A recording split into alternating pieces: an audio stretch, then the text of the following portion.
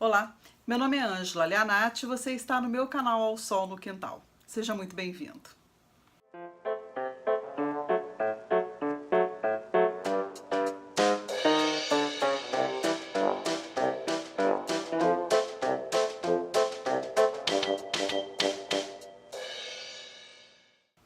No vídeo de hoje, eu vou tentar comentar com vocês as minhas impressões sobre esse livro fantástico do João Azzanello Carrascosa, que se chama Caderno de um Ausente. Eu relutei um pouco para gravar esse vídeo, até que me pediram, e eu falei, não, eu vou gravar. Porque eu acho que esse livro aqui ele foi lido com uma carga de emoção muito grande da minha parte, né? Então eu posso ter exagerado nas percepções, digamos assim. É um livro muito interessante, a começar pelo projeto gráfico dele, da extinta Cosac Naif, que deixa pra gente uma enorme saudade. Toda vez que eu pego um livro da Cosac, eu digo, meu Deus, mas por quê? Né? Que esses meninos resolveram terminar isso aí, ou seja, deram pra gente aí um gostinho de livro bonito, deixaram um legado bastante importante aí pro mercado editorial, e aí tiraram o corpo fora. Que pena, né? Mas vamos ver. Então é muito bonito e eu daqui, olha, para a quantidade de marcação, né, ficou tão colorido aqui. Aí você imagina que um livro tão pequenininho assim, né, ele tenha me marcado tanto. E ele tem essas marcações assim, né, de um marca-texto, né, ele vai tirando, e assim acontece o livro inteiro, né? E isso aqui, ele tem um peso muito interessante nesse livro. Eu vou comentar. O narrador, ele começa esse livro como uma tentativa de dizer algumas coisas para a filha dele que acabou de nascer e que ele acredita que não vai ter muito tempo com ela devido à idade, porque ele é um pai maduro, né? Então ele passa dos 50 anos quando ele vai ter essa filha, então ele julga que vai ter muito pouco tempo com ela e ele quer apressar alguns dizeres, prevenir sobre algumas coisas do mundo, contar algumas histórias que ele julga ser importante e tal.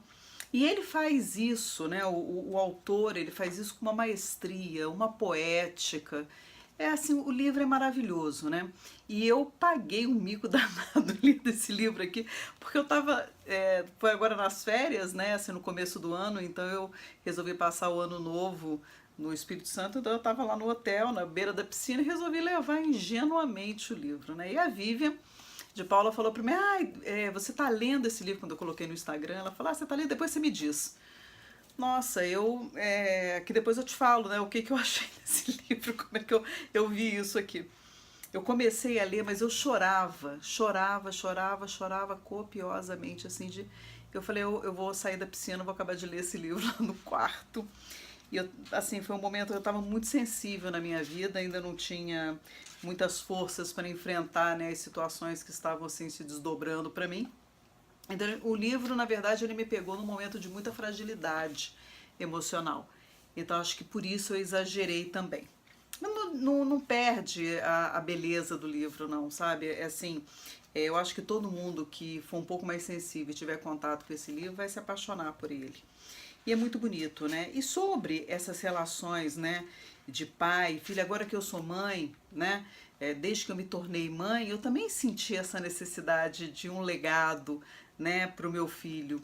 E eu não sei se exatamente os filhos estão tão interessados assim em ouvir o que a gente tem para dizer muito antes das coisas, né?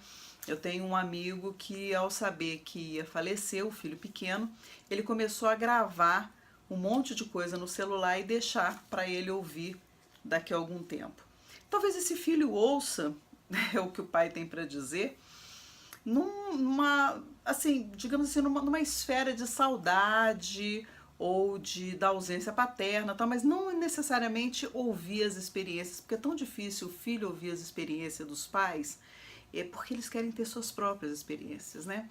E as percepções do mundo dos pais é muito diferente dos filhos. A gente precisa guardar essas proporções, porque a percepção que a gente tem do mundo e das coisas é a partir da nossa experiência, da nossa vivência. Então, aquilo vai tocar mais ou menos de acordo com o que viveu o outro. Então é muito complicado a gente querer premeditar. É bonito na literatura, é lindo, mas é uma coisa que muito pouco funcional, né? Eu sinceramente, se hoje eu achasse algumas coisas do meu pai escrita para mim, digamos assim, agora que ele já não está mais aqui comigo, eu iria ler e iria recordar dele com uma saudade, porque algumas coisas vividas por mim com ele tiveram muito mais ensinamentos do que propriamente as palavras dele em determinado momento da minha vida, né? Até porque a gente só ouve aquilo que a gente quer. Então é muito complicado. Mas a gente tem esse romantismo de achar que o outro quer ouvir aquilo que a gente tem para dizer. Tanto eu tenho isso, né? Ou tinha, acho que tinha, que quando eu fiquei sabendo que estava grávida do meu filho, eu escrevi para ele um livrinho, um caderninho. E nesse caderninho, eu acho tão pueril, porque eu era uma mãe muito jovem, né? Na verdade, eu engravidei com 22 anos, né? Naquela época se tinha filho muito cedo, né? Eu me casei e engravidei, e aí eu fui colocando para ele um livrinho. Como eu não sabia ainda se era menino ou se era menina, né? Eu coloquei essa figurinha, olha pra você ver que coisinha mais pueril. Coloquei uma folhinha do almanaque do mês em que ele iria nascer. A Ângela não rasga. Que naquela época tinha almanaque, né? E aqui eu marquei o que poderia ser importante naquele ano, né? Que foi o ano internacional da paz, foi o ano da Constituinte, o ano da Copa no México, do cometa Halley e do Plano Cruzado. E aí eu começo a escrever e foi uma situação assim bem interessante, porque eu não entrava em trabalho de parto, né? Ele era previsto para o dia 26 de agosto e já era acho que 3 de setembro, né? Quando o pai dele entrou no ônibus e sentou em cima desse papel. Tava dobrado. Quando ele abriu, estava escrito assim: não sofra, entregue a Deus todos os sofrimentos, todos os aborrecimentos, todas as dificuldades e todas as contrariedades. E espere maravilhas, que sempre virão no momento exato. Se continuar sofrendo, é porque não entregou a Deus ou porque nele não confia. Entregar a Deus é estar disposto a aceitar as decisões divinas e ter a certeza absoluta da vitória. E daí, como ele era uma pessoa assim, que acreditava, né? Assim, ele achou essa mensagem assim muito providencial, e aí ele dobrou, colocou no bolso e chegou em casa e me entregou. Eu coloquei aqui no dia seguinte. Ele nasceu de cesariana sem estar preparado para nascer, mas está lá. E eu começo contando a história, né? Aqui começa uma história de amor muito bonita. E é verdade, né? Então eu relato todos os meses de gravidez, vou relatando para ele o momento do parto e vou escrevendo com as minhas percepções. Não sei se ele vai estar muito interessado em ler isso aqui, porque na verdade isso aqui foi o meu olhar sobre tudo, né? E acho que as pessoas querem até ter uma percepção diferente das coisas, né? Eu aqui abrindo agora esse caderninho, acabei achando aqui um desenho. Olha para você ver que interessante, né? Ele tinha 2 anos e 22 dias. Não é brincadeira. Tá aqui, olha. Olha o desenho dele com 2 anos de idade. E eu coloquei aqui a data. Tá aqui, ó. Uma segunda-feira, dia 26/9/88. E ele desenhou. É muito talento para o desenho. Gente, isso é uma coisa impressionante, assim, para uma criança de 2 anos.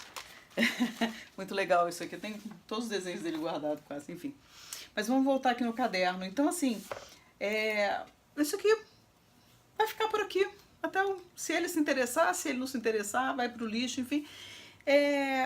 Então, assim, o objetivo, né, que ele propôs aqui, né, de deixar um olhar para o mundo, isso já foi tema de filme, já foi tema de tantas coisas, né? Talvez funcione, mas eu acredito que não. Eu acho que a pessoa vai ver mais como uma coisa de carinho do que propriamente um ensinamento, né? E foi muito surpreendente o final do livro para mim. Me pegou assim de supetão, acho que pega todo mundo. E eu acho que isso aí é o grande barato, assim, né? Que você vai acreditando. Enfim, É um livro muito prazeroso no instantinho você lê, porque ele é muito fininho, muito pequenininho. Mas eu acho que é isso, sabe? Os ensinamentos do mundo, né? Eles precisam ter um diálogo, eles precisam ter uma interação direta com a nossa experiência, né? A experiência do outro serve muito pouco para gente. Essa é a grande verdade, né? É por isso que exatamente o conselho não se dá, né? Porque o outro só ouve aquilo que ele está preparado para ouvir de acordo com as suas. Porque a linguagem tem suas limitações realmente, né? E aqui eu vejo que essas partes em branco que aparecem, ou é muita coisa para se dizer, ou é aqui exatamente onde a linguagem não dá conta, né, é, de traduzir o sentimento. Porque não dá, a linguagem não dá conta disso. E porque também o sentimento, ele é uma coisa muito individual e solitária. Só a pessoa que sente sabe a intensidade ou presume a intensidade e ela não pode ser transmitido, comunicado a ninguém, né? A gente tem uma ideia do que possa ser, mas cada sentimento é único da pessoa, né? E só. Enfim, mas os sentimentos eles são universais, né?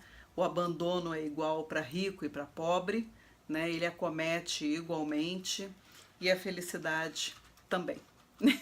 O sentimento ele é muito democrático, né? Ele é de todo mundo. Então é um livro que eu recomendo fortemente. Leia, porque é muito interessante as percepções, é muito interessante a forma como ele coloca, embora o tema não seja exatamente uma novidade, né, porque isso já pode ser visto no cinema, isso pode ser visto no dia a dia de muitas pessoas, mas a forma como ele coloca, sim, está aqui a originalidade e a criatividade do artista que faz com que a obra dele seja ímpar e digna de admiração e de recomendações para que outras pessoas conheçam.